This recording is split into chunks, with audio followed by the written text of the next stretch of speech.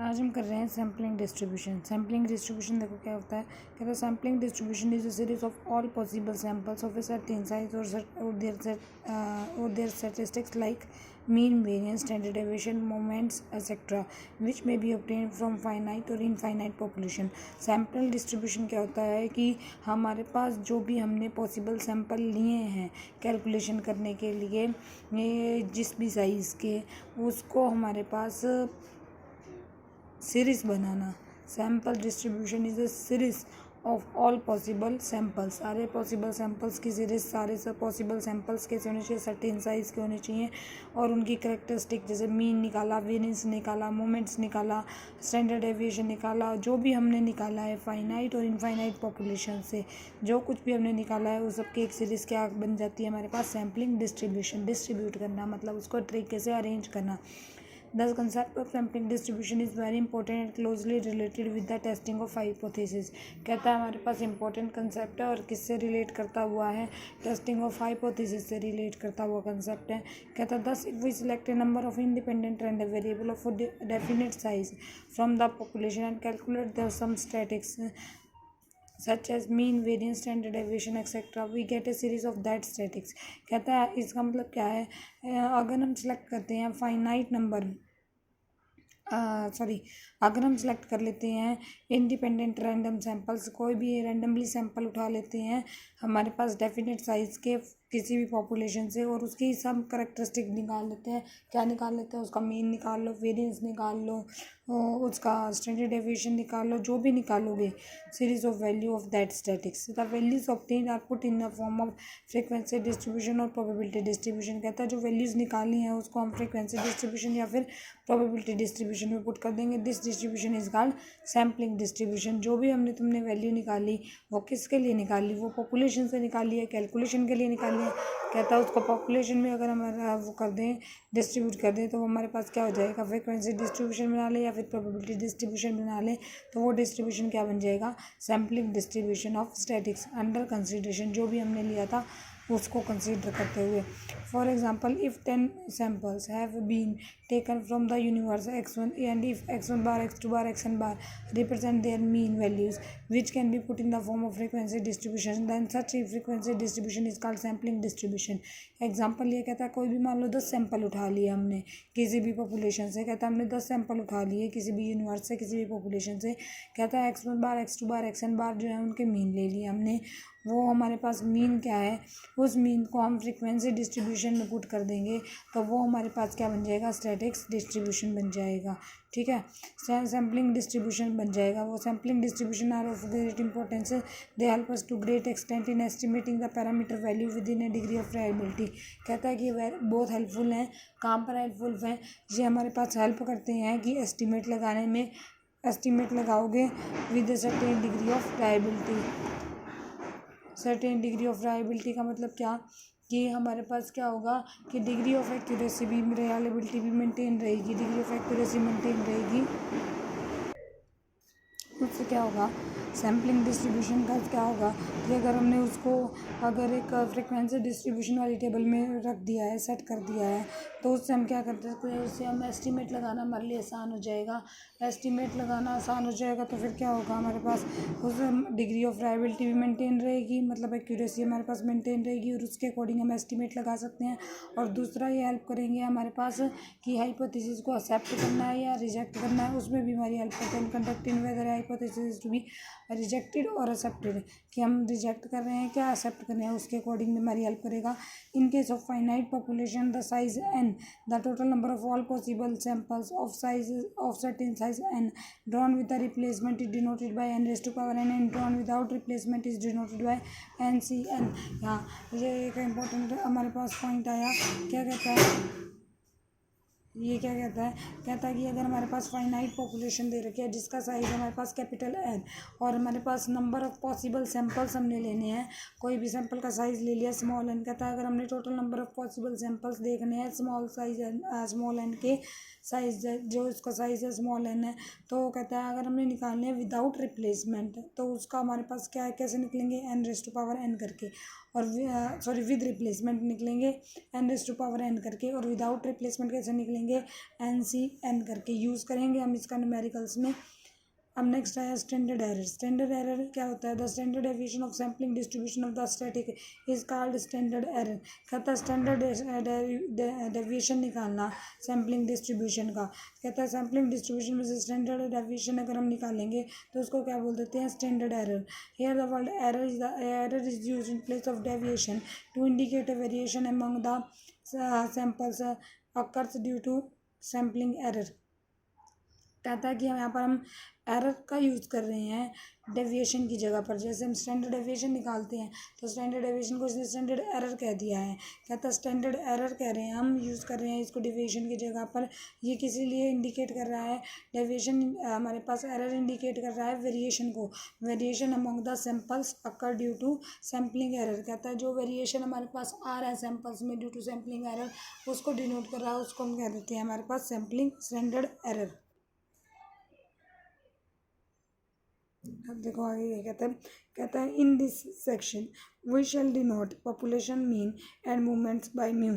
Population mean को और movements को हम किसे, पॉपुलेशन मीन मूवमेंट्स ही है, मूवमेंट्स को डिनोटेड बाय म्यू।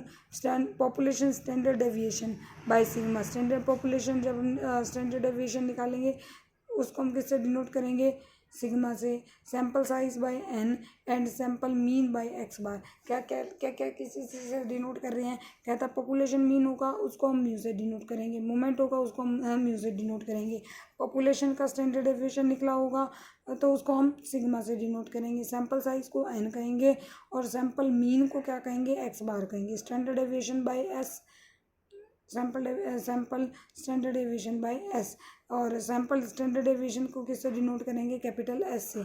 क्या क्या रिजल्ट यूज़ करने हैं देखो। सबसे पहले कहता है mean of sampling distribution of mean x bar is equal to the mean of population mu. कहता है मीन जो है अगर हमारे पास सैम्पलिंग डिस्ट्रीब्यूशन का एक्स बार मतलब कि सैंपल्स का जो मीन है वो किसके इक्वल होगा, मीन ऑफ पॉपुलेशन म्यू के इक्वल हो जाएगा। सेकंड क्या कहता है variance of sampling distribution, variance of sampling distribution of mean is equal to the variance of universe divided by the size of sample. कहता है हमारे पास वेरिएंस ऑफ सैम्पलिंग डिस्ट्रीब्यूशन निकालना चाहते हो वो किसके इक्वल होगा, variance of sampling distribution equal होगा हमारे पास variance of universe divided by the size of sample. मतलब यूनिवर्स का जो वेरिएंस था वो डिवाइड बाय सैंपल का साइज। तो यूनिवर्स का हमारे पास वेरिएंस क्या था, यूनिवर्स के वेरिएंस को हमने क्या कहा था, यूनिवर्स के वेरिएंस को हमने कहा था, यूनिवर्स के स्टैंडर्ड डेविएशन को कहा था सिग्मा। वेरिएंस होता है हमारे पास सिग्मा का स्क्वायर, सॉरी हाँ वेरिएंस होता है स्टैंडर्ड डेविएशन का स्क्वायर। तो वेरिएंस हो जाएगा हमारे पास सिग्मा स्क्वायर, साइज क्या है सैंपल का एन, तो sigma square divide by n. Third result standard error of sampling distribution of means which is equal to the standard deviation और वेरिएंस का रूट। स्टैंडर्ड डेविएशन कैसे निकलेगा, स्टैंडर्ड डेविएशन को यहाँ हमने स्टैंडर्ड एरर का है वो किसके इक्वल होगा, root sigma square by n, sigma square by n का रूट, या फिर sigma divide by root n. Standard error कैसे निकलेगा, sigma divide by root n. Next है procedure for testing of hypothesis. Procedure क्या है अपने पास, सबसे पहले हम क्या करेंगे, प्रोसीजर कंटेनिंग फॉलोइंग स्टेप। सबसे पहला स्टेप क्या होगा कि हम एक हाइपोथेसिस सेट करेंगे, एक नल हाइपोथेसिस सेट कर ली। कहता है set a null hypothesis H naught taking into consideration the nature of problem data involved. ठीक है, पहले एक सबसे पहले स्टेप में क्या करेंगे, एक नल हाइपोथेसिस सेट करेंगे। सेकंड स्टेप में क्या करेंगे, एक अल्टरनेट हाइपोथेसिस H1 भी सेट करेंगे जो कि कंट्राडिक्ट करेगी नल हाइपोथेसिस को। For the nature of H1 decide whether one trial, two trial और बोथ। हम H1 हमारे पास जो अल्टरनेट ट्रायल था हमारे पास 3 टाइप का था, वन ट्रायल था या फिर हमारे पास वन ट्रायल में 2 टाइप थी, लेफ्ट या राइट। ठीक है, या फिर बहुत टाइप ऑफ ट्रायल था कि कौन सा अप्लाई होता है पहले ये देखेंगे। थर्ड स्टेप में क्या कहता है, set up a suitable level of significance. क्या है, लेवल ऑफ सिग्निफिकेंस सेट करेंगे। मोस्ट केसेस में हम क्या करते हैं 5% लेवल ऑफ सिग्निफिकेंस करते हैं। ये जब लेवल ऑफ सिग्निफिकेंस की डेफिनेशन बताई थी वहाँ भी बताया था। फिर फोर्थ स्टेप में क्या कहता है set up a suitable test of static through which the hypothesis to be tested. कहता है फिर हम एक सुटेबल टेस्ट को सेटअप करेंगे जिससे कि हमने हाइपोथेसिस को टेस्ट करना है।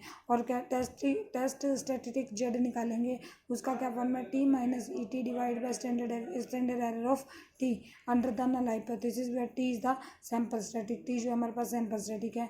फिफ्थ पॉइंट क्या है, compare the computed value of Z with the critical value और Z alpha at chosen level of significance alpha. कहता है जो कंप्यूट वैल्यू आई है हमारे पास जेड की, उसको हम किससे कंपेयर करेंगे, क्रिटिकल वैल्यू जेड अल्फा से, जो कि मैंने पीछे बताई थी कि तुम्हें टेबल याद रखनी है। देखो ये रही critical value of Z alpha under the level of significance.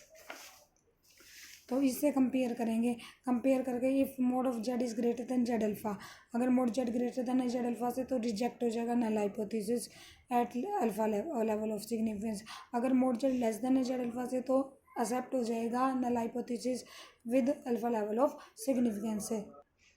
मतलब देखो क्या क्या स्टेप हो गए प्रोसीजर में।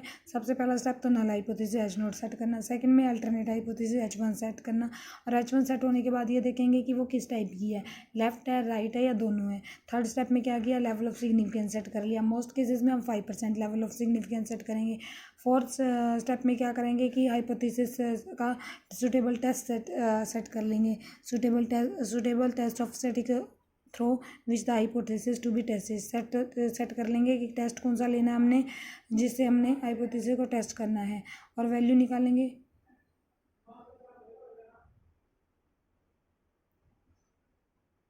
वैल्यू यह निकालेंगे कि Z is equal to T minus E T divide by standard error of T. फिर फिफ्थ स्टेप में क्या करेंगे, कंपेयर करेंगे कंप्यूटेड वैल्यू को, compare the computed value of Z with the critical value Z alpha, जो हमने पीछे Z alpha वाली टेबल किया उससे कंपेयर करेंगे। अगर मोड जेड हमारे पास ग्रेटर देन है जेड अल्फा से तो हमारे पास जो है नल हाइपोथेसिस है उसको रिजेक्ट करेंगे with alpha level of significance, और अगर मोड जेड लेस देन है जेड अल्फा से तो उसको एक्सेप्ट करेंगे with alpha level of significance. Example first देखो क्या कहता है, कहता है ए population consist of 3 numbers 3, 6 and 9. Consider all the possible sample of size 2 which can be drawn with the replacement of population. Calculate the standard error of the sample mean. हमें निकालना है standard error of sample mean। क्या दे रखा है हमें, random sample of 2 items of 3 और drawn. कहता है देखो 3 नंबर्स हैं, उससे हमने कितनी आइटम्स निकालनी है, साइज़ 2 के आइटम्स निकालनी है, साइज़ 2 के आइटम निकालनी है। और कैसे निकालनी है, विद रिप्लेसमेंट। विद रिप्लेसमेंट में हमने फॉर्मूला किया था, जो थर्ड मैंने कहा था ये इंपॉर्टेंट है, इसका यूज़ करेंगे N raise to the power N वाला। ये देखो मैंने टिक भी किया था, N raise to the power N अगर विद रिप्लेसमेंट निकालते हैं। तो यहाँ पर देखो, यहाँ पर क्या हो जाएगा, कहता है then the total number of sample that can be drawn N raise to power N, मतलब 3 raise to power 2 which is equal to 9। कैसे निकलेंगे हमारे पास सैंपल निकलेंगे, एक तो देखो 3, 6, 9 थे ना, दो के बनाने हमने, 3, 3, 3, 6, 3, 9, 6, 6, 6, 3, 6, 9, 9, 9, 3, 9, 6, 9, 9, यही होंगे, ये बना लिए जिसने। अब निकाल रहा है मीन। मीन हमारे पास क्या हो जाएगा, मीन देखो क्या दे रखा है कि हमारे पास 3, 6 और 9 था ना, हमारे पास 3, 6 और 9 टोटल हो गया अपने पास 18।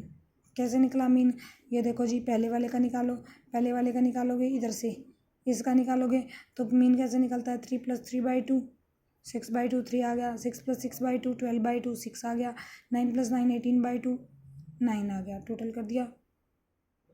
इधर आ गया अपने पास, इसको करोगे 3 + 6 9 9/2 4.5 आ गया, 6 + 3 9 9/2 4.5 आ गया, 9 + 3 12/2 6 आ गया। इसी तरीके से यहाँ निकालोगे 9 + 3 12 12/2 6 आ गया। ये हो गया 6 + 9 15 15/2 7.5 आ गया, 9 + 6/2 7.5 आ गया। पता चल गया मीन कैसे निकला, मीन निकाला, मीन का टोटल किया, ये हमने सब टोटल, ये हमारे पास पूरे का टोटल करके रख लिया। अब निकालेंगे क्या, mean of sampling distribution of means. Mean of sampling distribution of mean क्या हो जाएगा, EX बार। EX बार का क्या हो जाएगा formula, summation x divide by n। Summation x तुम्हारे पास कितना निकाला हुआ है 54, और n कितना आया था टोटल हमारे पास, कितने थे सैम्पल्स 9, तो 54 डिवाइड बाई 9 ये आ गया अपने पास। सेकंड हमने क्या निकालना था, variance. Variance of sampling distribution निकालो। वेरिएंस ऑफ सैम्पलिंग डिस्ट्रीब्यूशन क्या होता है, x - x बार का square plus y - y bar का square up to so on चलता है। तो यहाँ पर x क्या है अपने पास, देखो x क्या है, 3, पहला हमारे पास 3 है ना वैल्यू, तो अपने पास क्या हो जाएगा x माइनस एक्स बार 3, इसका हमारे पास मीन हो गया अपने पास क्या x माइनस एक्स बार, ये रहा x बार तुम्हारे पास 6, 3 माइनस 6 का स्क्वायर, दूसरा क्या हो जाएगा 6 माइनस 6 का स्क्वायर, 9 माइनस 6 का स्क्वायर, फिर क्या हो जाएगा 4.5 माइनस 6 का स्क्वायर, 4.5 माइनस 6 का स्क्वायर, 6 माइनस 6 का स्क्वायर, 6 माइनस 6 का स्क्वायर, 7.5 माइनस 6 का स्क्वायर, 7.5 माइनस 6 का स्क्वायर, डिवाइड बाय टोटल कितना था 9, ये आ गया। यहाँ से वेरिएंस ऑफ एक्स इसको कैलकुलेट करके वेरिएंस ऑफ एक्स आ गया 3। स्टैंडर्ड डेविएशन क्या होता है वेरिएंस का रूट, वेरिएंस का रूट आ गया अपने पास √3, ठीक है। कहता है now if we look into the values of the universe we can find 3, 6 and 9। कहता है आप देखो अगर हम यूनिवर्स में देखें, यूनिवर्स में हमारे पास वैल्यूज देखें तो क्या है अपने पास 3, 6 और 9 है, और मीन ऑफ पॉपुलेशन देखोगे तो इसका मीन ऑफ पॉपुलेशन ये दे रखी है हमें यूनिवर्स की पॉपुलेशन की, पॉपुलेशन के पास यही नंबर थे ना, तो इन पॉपुलेशन का मीन निकालते हैं। पॉपुलेशन को मीन को किससे डिनोट करते हैं हम म्यू से, तो म्यू अपने पास क्या आएगा 3 + 6 + 9 डिवाइड बाई 3, ये आ गया 6, म्यू आ गया अपने पास 6। सिमिलरली अगर इसका वेरिएंस निकालना होता तो वेरिएंस क्या निकलेगा 3 माइनस 6 का स्क्वायर, 6 माइनस 6 का स्क्वायर, 9 माइनस 6 का स्क्वायर डिवाइड बाई टोटल कितने हैं 3 डिवाइड बाई 3, वेरिएंस आ गया अपने पास 6। स्टैंडर्ड डेविएशन क्या आ जाएगा √6। स्टैंडर्ड एरर, स्टैंडर्ड एरर क्या निकलेगा, स्टैंडर्ड एरर होता है sigma square divide by n इस पूरे का रूट, या फिर ये कह दो कि sigma divide by √n, sigma divide by √n, sigma divide by √n हो जाएगा √6 डिवाइड बाई √n, ये हो जाएगा n size of which sample कितना दे रखा है 2, तो ये क्या आ जाएगा अपने पास √3। इज दैट क्लियर, यही निकालना था। कह रहा था calculate the standard error, population के अंदर 3 नंबर दिए हुए थे 3, 6 और 9, कह रहा था इसके हमने सैंपल ले लो 2-2 साइज़ के, ठीक है। तो हमने क्या किया था सबसे पहले हमें पता है कि अगर हमारे पास सैंपल का साइज़ लेना है विद रिप्लेसमेंट लेना है तो उसका फॉर्मूला था n⁻n, तो n⁻n हो गया था 3, ये थे सैंपल का साइज़ था 2, तो 3⁻2 9 हो गया था। क्या आगे थे पॉसिबल हमारे पास 9, क्या पॉसिबल कम्बिनेशन बने थे हमारे पास, क्या साइज़ बने थे 3, 3, 3, 6, 3, 9, 6, 3, 6, 6, 6, 9, 9, 3, 9, 6, 9, 9 ये बने थे। इनका हमने निकाला मीन, मीन निकाल के एक टेबल निकाल ली। फिर ये हमारे पास थे सैंपल्स, सैंपल्स का मीन निकाला, मीन ऑफ सैम्पलिंग, उसको हम EX बार से डिनोट करते हैं। इनका निकाला 6 आ गया। वेरिएंस निकाला इन सैंपल्स का, वेरिएंस का हमारे पास होता है x माइनस एक्स का स्क्वायर, y माइनस वाई का स्क्वायर, यहाँ पर ये अप टू 100 चलेगा। तो इन सब का हमने स्क्वायर करके डिवाइड किया n से, या वेरिएंस। फिर इसी तरीके से स्टैंडर्ड डेविएशन होता है, इसका रूट स्टैंडर्ड डेविएशन निकाल लिया। अब आए पॉपुलेशन के ऊपर, पॉपुलेशन का मीन निकाला 3 + 6 + 9 डिवाइड बाई 3, पॉपुलेशन का वेरिएंस निकाला, पॉपुलेशन का हमने क्या निकाला स्टैंडर्ड डेविएशन, हमने क्या निकालना था standard error of the samples mean, standard error निकालना था सैंपल मीन का। स्टैंडर्ड एरर सैंपल मीन का क्या हो जाएगा sigma square divide bye n, sigma square क्या आ गया था अपने पास 6 डिवाइड बाय n, n का साइज कितना था 2, ये आ गया था √3। इज दैट क्लियर, आज के लिए इतना ही काफ़ी है।